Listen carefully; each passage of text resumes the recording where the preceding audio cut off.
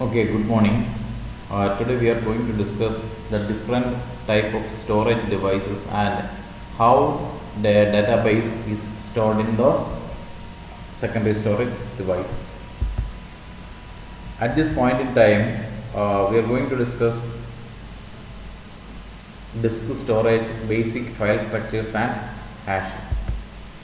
Okay, these are the outline of this lecture. That means initially we are going to discuss the various disk storage devices used for storing database, then file of records, operations on file, what are the operations that can be done on a file, then unordered files and ordered files we will discuss, and after that we will discuss hashed files, but we are not going to discuss RAID technology as well as dynamic and extensible hashing techniques.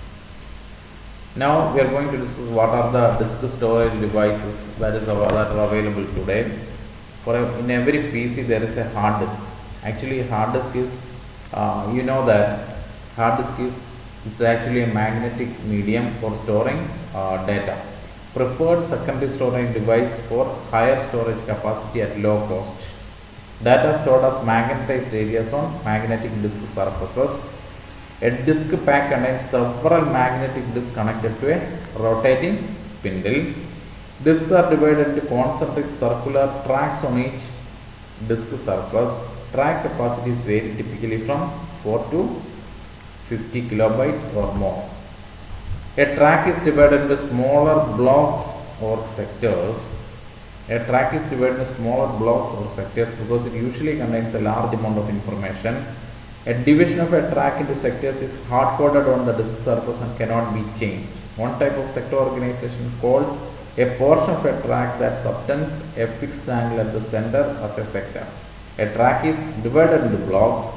A block size B is fixed for each system. Typical block sizes range from 512 kilobytes to 512 bytes to 4096 or 4K bytes. All blocks are transferred between disks and main memory for processing. Okay, this is a pictorial representation of a magnetic medium. Here, this is actually a disk. On the top of there are magnetic disks in which you can write in both sides. Here, one side of a magnetic disk we are going to discuss. On one side, that is divided into a number of circular tracks. That means from outer to inner to outer you have track 0, track 1, track 2, etc. That means depending on the storage capacity of that magnetic disk, there can be a number of tracks. That means that number depends on the capacity or property of the material you are using for making this magnetic disks. Okay, these circular rings on the top, they are called tracks, and now from the center to the periphery of, if you draw lines, then those are called, that means in between those two lines you have a sector, and actually a track is divided into a number of sectors. Track is divided into a number of sectors, and a sector, that means that small arc. Here you can see the arc. That means from you see the figure A, that shaded portion, there is an arc. That means that track is divided into an arc, and that arc can store a block of data. That means the block size depends on the material and the property of this magnetic disks. Okay, now see the figure B. Here 3 tracks are shown, and that is in the shaded area. You have sector number 1 sector, 2nd sector and 3rd sector. Okay, that means in a sector you can store 1 block of data. Okay, disk storage device, we are continuing. A read-write head moves to the track that contains the block to be transferred. That means above that magnetic disk you have a read write head. That means that head can read as well as write information. That means it can move horizontally, it cannot move vertically. That means from one sector to another sector it can move, and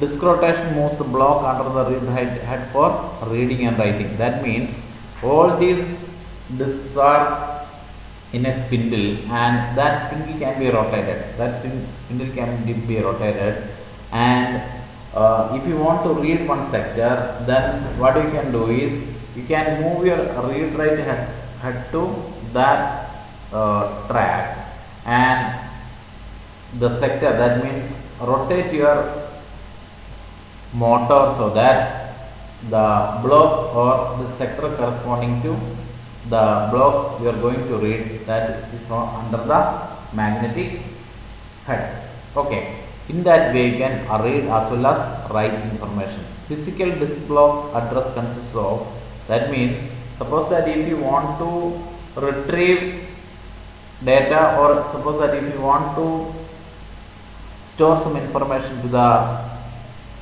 disks, that means you have an array of disks. That means a number of disks are there. Then all these disks are divided into a number of sectors. That means suppose that you have say 10 different disks, and first disk is on the top, second disk is on the second, third, etc., and the 10th disk is at the bottom. Suppose that means suppose that you have a track 0. Suppose that your track numbers are from center to the periphery, then track 0 will be on the near to the center of the disk. Okay, you have track 0. So for the first disk you have track 0. For the disk 1 you have another track 0. For the disk 2 you have another track 0. Like that you have the 10th disk, and the 10th disk is also you have track 0. So track 0 of all these disks from 1 to 10, that forms a cylinder. Just like a cylinder. That means the circular track 0 on disk 1, circular track 0 on disk 2, etc., and all these forms a cylinder. That means suppose that if you want to take data from disk number 5, that means disk number 5 and track 0, actually the cylinder number is 0. So if you want to access data, first of all you have to specify from which cylinder you are going to read. That means if you are using track 0, that is track 0 of any disks, then that represents cylinder number. Track number or surface number. Track number or surface number means the cylinder number means the 0th cylinder, first cylinder, second cylinder, etc. The track number or surface number. Track number or surface number means within that cylinder from which track you are going to read, and the block number within the track you have to specify. So if you want to know the details of this, you have to go through the details of this from net or whatever information you are going to get. You have to go through that. Reading of or writing disk block is consuming because it is time consuming. Actually this is a physical medium. That means motor is a physical one. So if you want to read data, you have to move your tape head, then you have to rotate your motor so that the track or the block from which you are going to read or to which you are going to write, that should be under the tape head. So that is a physical one. So that will take time. That is, seek time is reading or writing disk block is time consuming because of the seek time and rotation delay. Seek time means your tape head will be somewhere, and that tape head has to move horizontally to that track, and Then rotational delay or rotational latency time means you have to rotate your move so that the block will come under that tape head. That means seek time as well as latency time is there. Seek time is represented as S and latency is RD. Double buffering can be used to speed up the transfer of contiguous disk block. Double buffering also, if you want to know more, you have to go through some other resource. Okay. Now, single-sided head, single-sided disk with read-write hardware, a disk packed with read-write hardware. That means figure A. That is, as I told you, the circular tracks are there. Then this tapered is fitted in an arm assembly, and that arm assembly has to move horizontally so that the correct track has to be read. So if you want to read from a particular track, you have to move your head so that it will be above that track. Okay. Now second one is a disk pack with a read-write hardware. That means here you can see there are a number of disks that are kept in a spindle, and by spinning that spindle or by rotating that spindle, you can you can rotate the drums. Then in that drum, by moving the arm assembly, you can move your tablet. That means by moving the tablet as well as rotating the spindle, you can read data from a secondary storage device. So these are the typical disk parameters: model number, form factor, height, width, length, etc. So that if you want to know more, please go through this. Okay. Now we are going to discuss what are records, fixed as well as variable length records. For example, suppose that you have, say, your register number, that is a fixed length record. Suppose that it has 8 characters, then every admission number should have that 8 characters. But your name differs, that means it is a variable length information. Name. For example, address is another variable length information. Suppose that if you are going to record a video and that video you are going to store, that should also be a variable length record. That is fixed and variable length record. Records which contains fields which have values of a particular type. For example, amount, date, time, age, etc. Those are fixed length records. Fields themselves may be fixed length or variable length. Variable length fields can be mixed into one record. Separator characters or length fields are needed so that records can be passed. Separated character, for example, comma, then dot, all these type of characters are needed so that records can be passed. Passed means can be processed.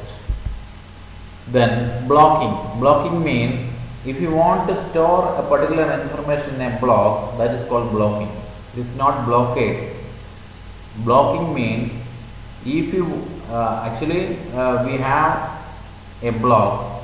So in the previous slides we have discussed what is a block. That means you are going to read as well as write data as blocks. Suppose your block is 512 bytes, you can read 512 bytes as a whole, and if you want to write, then you can write those 512 bytes as a unit. That is a block. Then what are the factors we have to consider when you are creating blocks? That is called blocking. Refers to storing a number of records in one block on the disk. Blocking factor refers to the number of records per block. Suppose that a student record is having your student name, say student roll number, say suppose that your personal student information like your sex, your marital status and nationality, then all those information. Suppose that each such record is having say 100 bytes length, 100 bytes length. Then a student block is having, a student record is having 100 bytes. Then blocking refers to storing a number of records in one block on this. As I told you, suppose that our block is having, the size of a particular block is 512 bytes, 512 bytes. Then suppose that each student record is having say 100 bytes. Then in one block, how many you can store, how much information you can store? That means 512 divided by 100 is equal to 5. That means you can store the information of 5 students in a block. Information of 5 students in a block. And after that, for that you need 500 bytes and 12 bytes are free. 12 bytes are free. That means empty space of 12 is there. Blocking factor refers to the number of records per block. That means if you have your block size of 512 bytes and the size of a particular record is 100 bytes, then for that particular problem the blocking factor is 5. That means number of records per block. Blocking factor is 5. Suppose that say you have say 60, size of a particular record is 60, then how much records can be stored in one block? That is 512 divided by 60. How much? 8 into 60 is 480. 8 into 60 is 480. 9 into 60 is 540. That means you can store only 8 records. 8 into 6, 480, and remaining 32 bytes will be free. So that is the blocking factor. There may be empty space in a block if an integral number of records do not fit in one block. Okay. Then, so in this, at this point in time, what is blocking? Blocking means you are going to store information in a block. As I told you, you can store as well as retrieve information as a block. So blocking factor means number of records that can occupy in a particular block. That is blocking factor. Now we are going to discuss what is spanned records. Spanned record means refers to a record that exceeds the size of one or more blocks and hence span a number of blocks. For example, suppose that your size of a particular block is 512 bytes, and suppose that a record is having say 1000 bytes, then you can't store that record in one block. Then you need 2 blocks to store that one record. 2 blocks to store that one record, and in that case we call it as a spanned record. That means it is spanning more than one record, more than one block. Refers to spanned records, refers to records that exceed the size of one or more blocks and hence span a number of blocks. A file of records. A file is a sequence of records where each record is a collection of data values. For example, as I told you, suppose that you have a student record and a student file is having say in your class say 60 students are there. Then if you have a file which is having the details of these 60 students, we call it as a file. That means file is a sequence of record. That means first student is having say 100 bytes record, second student is having another 100 bytes, third student is having another 100 bytes, and like this. You have a file which is having say 60 records. If you have 60 students in a class, a file descriptor or file header includes information that describes that file. That means a file descriptor or file header should also be there, and the details of all these information has to be stored as a file descriptor. In that file descriptor, you have to specify what are the field names you are going to use, their data types. For example, suppose that your register number is an integer, then your name is a variable character, and your date of birth is a particular type of date, and though that information also has to be stored in the file descriptor. Records are stored on disk blocks. As I told you, these are stored in disk blocks. Blocking part also we discussed. A file can have fixed length records or variable length records. As I told you, fixed length records are we know the size of that record in advance, that field in advance, and variable length record means name, your address, those are variable length records. File records can be unspanned or spanned. Unspanned record means no record can span two blocks. That means unspanned means you are going to store a particular record in one block. That means in that case the size of a particular record should be less than the size of a block. Spanned record means if the size of a particular record is more than the size of a particular block, then in that case you cannot store a record in one block. In that case you need several blocks to store one record, and in that case we call it as a spanned record. Physical record blocks that are allocated to hold the records of a file can be contiguous, linked or indexed. That means suppose that you have say 60 students in your class and each student is having say 100 bytes of data. Then suppose that those are stored in contiguous locations in your secondary storage device. It is called contiguous, but the contiguous allocation is it is a tedious effort to store it contiguously, because in that case you need that much of space in contiguous locations. So linked and indexed allocations are also there, that we discuss. In a file of fixed length records, all records have the same format. Usually unspanned blocking is used into such blocks. Suppose that you are going to have fixed length record, that means the size of that particular you know in advance. In that case unspanned, that means spanned records are not used. In that case unspanned blocking is used. Files of variable length records require additional information to be stored in each record, such as separator characters and field types. Okay, that means if you are going to use span blocking, that means a span organization, then in that case you need a number of additional information for storing, such as separator characters and field types. Operations on files.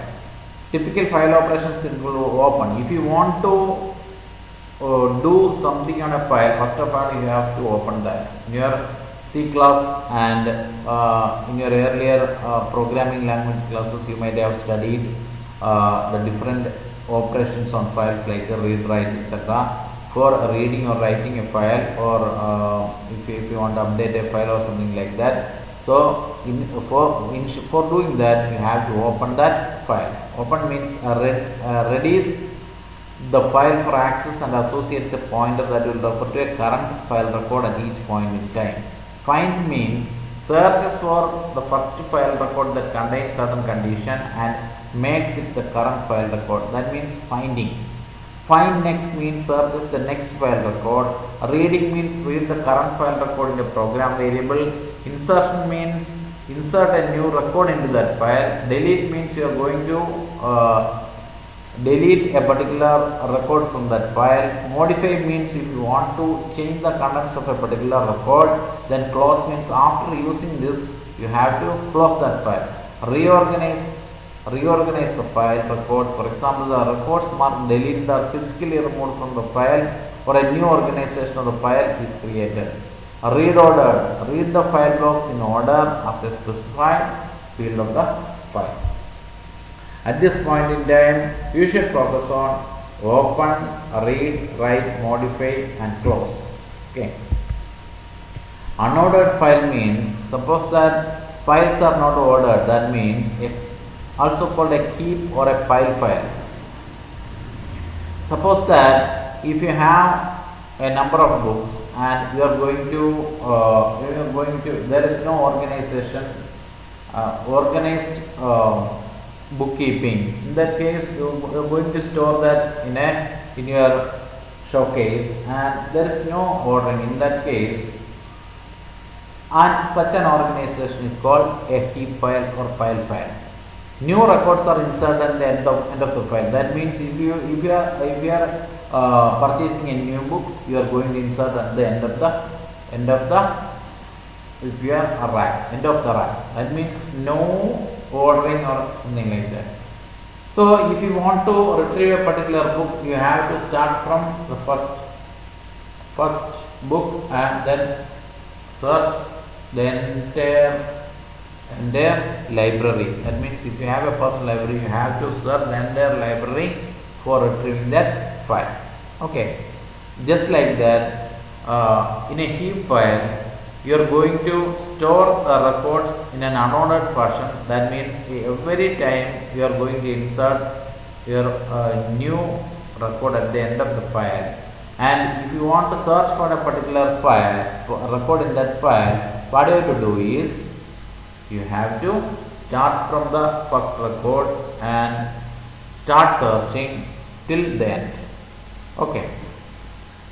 Record and insertion is quite efficient. That means insertion of data is very efficient for this. Why? You can insert that at the end, no problem. But reading the records in order of a particular field requires sorting the file of records. That means if you want to retrieve or want to locate a particular record, it's very tedious effort. So in that case, suppose that if you are going to store your books in an ordered fashion, like some way of searching or some way of suppose that you are going to store that in alphabetical order, in that case you can have a binary search in place of linear search. Ordered file, also called a sequential file.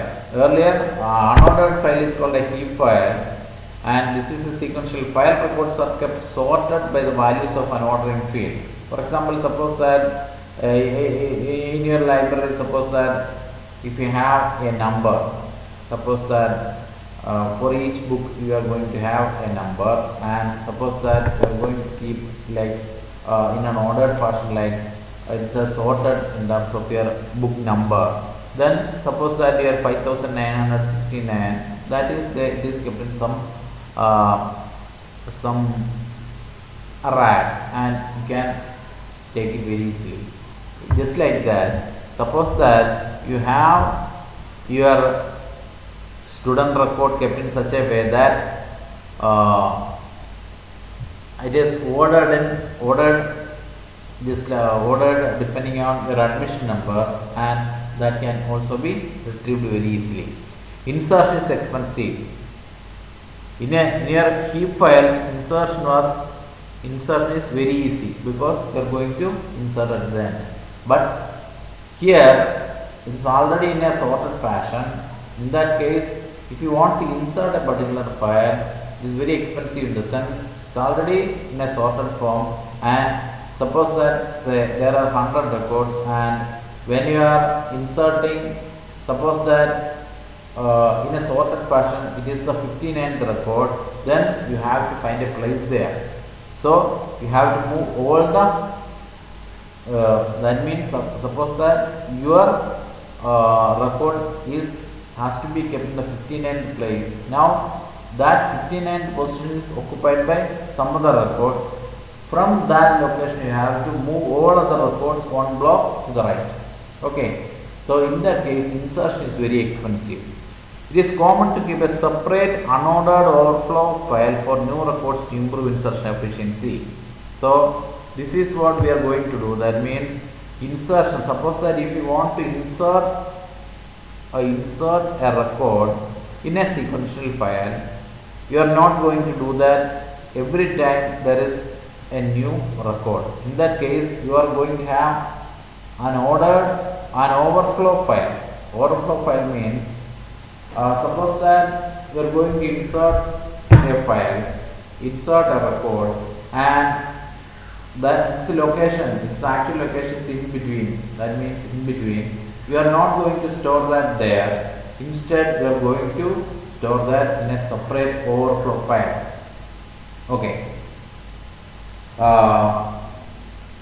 That is periodically marked. That means every 24 hours or every week you can have a periodical margin. That means from that means every time a new record is coming, you are going to post in an overflow file, and periodically that will be marked. Okay. Binary search can be used to search for a record on its ordering field value. Binary search, that means if it is in an ordered fashion, then you can have a binary search. The time complexity of binary search is log n to the base 2. That means if you have, say, 1000 books in your books, then you need only log 1000 to the base 2. That means hardly 9 or 10 comparisons are needed for retrieving that information. Otherwise, on an average, we need 1000 by 2, say 500 comparisons for retrieving that file if it is unordered. Reading the records in order of the ordering field is quite efficient. Okay. Now, ordered files. These are ordered files. That means block 1. In block 1, Aaron, Adam, etc. That means ordered file. Okay. Average access times. If it is a heap file, then linear search. The average. Suppose that you on an average the size of a block is B. Size of your file is B. Then B by 2 comparisons is needed. As it is linear search. Sequentials can also, in an ordered file, in a heap file definitely that will take B by 2. If in an ordered file you are going to have a sequential scan, it will again take B by 2. But in an ordered file, if you are going to have a binary search, it is taking only log B by B to the base 2 comparisons. Now we are going for another technique, which is hashing. Hashing. I think you might have studied hashing. Hashing means, hashing for this file is called external hashing. The file blocks are divided into m equal sized buckets numbered bucket 0, bucket 1, bucket 2, etc. to bucket m minus 1. Suppose that, say, you have in altogether in your secondary storage device there 1000 blocks are there. Then you are going to divide that 1000 blocks into, say, 10 buckets, and numbers are bucket 0, bucket 1, etc. to bucket 9. So 10 buckets are there. Bucket 0, bucket 1, etc. to bucket 9. You have 1000 blocks, and block numbers are from 1 to 1000. Okay. Now typically bucket correspond to one disk block. A bucket correspond to, that means all these 1000 blocks are mapped to these 10 buckets. Then definitely 100 blocks are mapped to one single bucket. One of the file fields is designated as the hash key of the file. There should be some hashing function. And using that hash function, you are going to map your block number to either of these buckets. For example, suppose that, say, mode 100. Say mode 100. Suppose that your hash key is mode 100. Say, then suppose that 800, your block is 891. It is not mode 100, mode 10. Mode 10. Mode 10 means then all buckets which are having 1, 11, 21, 31, 41, etc. up to 991 will be mapped to bucket number 1. Then bucket number, block number 0, 10, 20, 30, etc. up to 990. Those are mapped to bucket number 0. That means the hash function is block number mode 10. Block number mode 10. That means using this hash function, you can map every block to some bucket. Okay. One of the fields is designated as the hash key of the file. Then a record with the hash key value k is stored in bucket I, where I is equal to h of k and h is the hash function. Search is very efficient on the hash key. Search is very efficient on the hash key. Collisions occur when new record hashes to a bucket that is already full. Okay, that means hashing means, suppose that if you want to retrieve a particular information from say 801, then using that hash function, you are going to hash that. That means 801 mod 10 means it is 1, and that is mapped onto the first bucket. Then starting from that bucket, you are going to search 801. Okay. Search is very efficient on the cache key. Collisions occur when new record hashes to a bucket that is already full. Okay. Overflow file is kept for storing such records. Overflow records then hash to each bucket can be linked together. Then these are the methods for collision resolution in hashing. They are open addressing. That means proceeding from the occupied position specified by the hash address, the program checks the subsequent position in order until an unused position is found. That is open addressing. Open addressing means, suppose that bucket number 0, suppose that 801 mod 10 is 1, and in the first bucket, suppose that if we are going to insert 801, then what will happen? Using open addressing, proceeding from the occupied position specified by the hash address, the program checks the subsequent positions in order until an unused position is found. Another one is chaining. For this method, various overflow locations are kept, usually by extending the array with a number of overflow positions. In addition, a pointer field is added to each record location. A collision is resolved by placing a new record in an unused overflow location and setting the pointer of the occupied hash address location to the address of the overflow location. Then another technique is multiple hashing. Program applies a second hash function if the first results in a collision. If another collision results, the program uses open addressing or applies a third hash function and then uses open addressing if necessary. So I am going to have another